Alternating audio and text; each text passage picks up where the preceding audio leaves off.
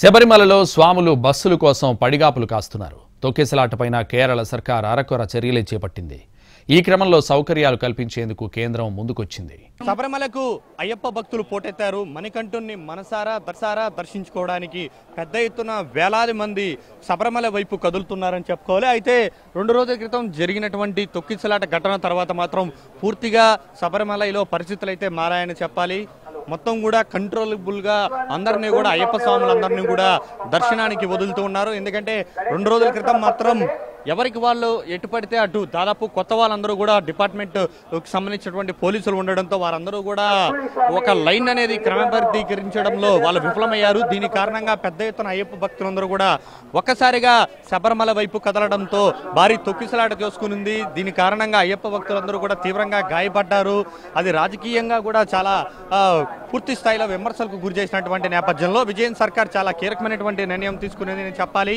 So పోలీసుల సంఖ్య అనేది ఒక్కసారిగా పెంచడం కూడా జరిగింది. దీంతో వచ్చేటువంటి భక్తులని కంట్రోల్ చేస్తూ కూడా ఎవరికి వాళ్ళని ఎంతమందిని వదలాలి అనే దాని మీద కూడా కొన్ని చాలా కీలకమైనటువంటి నిర్ణయాలు తీసుకున్నారు. సో ప్రస్తుతం ఆ నిర్ణయాల్లో భాగంగానే భక్తులందరినీ కూడా ఒక్కసారిగా వదలకుండా ఆపి వదులుతున్నారు. దాదాపు ఒక గుంపుకి 500 నుంచి 1000 మందికి చొప్పున కూడా ఏదైతే పంబలోకి పంపడానికే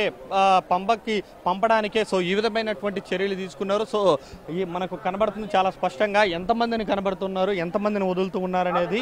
ఒక గుంపుగా వదిలిన తర్వాత వాళ్ళందరూ వెళ్ళిపోయిన తర్వాత మాత్రమే మిగిలిన వారిని వదులుతున్నారు. దీని కారణంగా చాలా శరవేగంగానే దర్శనం అయితే కొనసాగుతుందనే చెప్పాలి. దాదాపు మొన్నటి వరకు కూడా 1000 మంది ఉండేటువంటి పోలీసుల సంఖ్యను ఇప్పుడు 2000 మందికి పైగా కూడా పోలీసులు సంఖ్యను కూడా పెంచడం కూడా జరిగింది. చాలా అనుభవజ్ఞులు. ఎందుకంటే గతంలో ఏదైతే శబరిమల సన్నిధానంలో పనిచేసినటువంటి వారందరినీ కూడా ప్రస్తుతం ఈ యొక్క శబరిమలకు సంబంధించినటువంటి డ్యూటీలో కూడా వినియోగించుకుంటూ ఉన్నారు. గత 2 రోజుల క్రితం ఏదైతే తప్పులు చేశారో ఆ లోటుపాట్లన్నింటినీ కూడా సరిదిద్దుకుని విజయన్ సర్కార్ అయితే ముందుకెళ్తుందని చెప్పుకోవాలి. సీఎం విజయన్తో పాటు ఇక్కడైతే ట్రావెన్స్కోర్ బోర్డుకు సంబంధించినటువంటి దేవస్థానం అధికారులు ఎవరైతే ఉన్నారో వారందరూ కూడా కలిసి సమన్వయంగా ఈసారి మాత్రం చాలా కఠినమైనటువంటి చర్యలు అనేది తీసుకున్నారు. దీని కారణంగా భక్తులైతే అయ్యప్ప భక్తులైతే చాలా సాఫీగానే దర్శనానికి అయితే వెళ్తూ ఉన్నారు. అయినప్పటికీ కూడా భక్తుల అయ్యప్ప స్వాముల రద్దీ అయితే చాలా విపరీతంగా పెరిగిందనే చెప్పాలి. దాదాపు 16 నుంచి 17 గంటలకు పైగా కూడా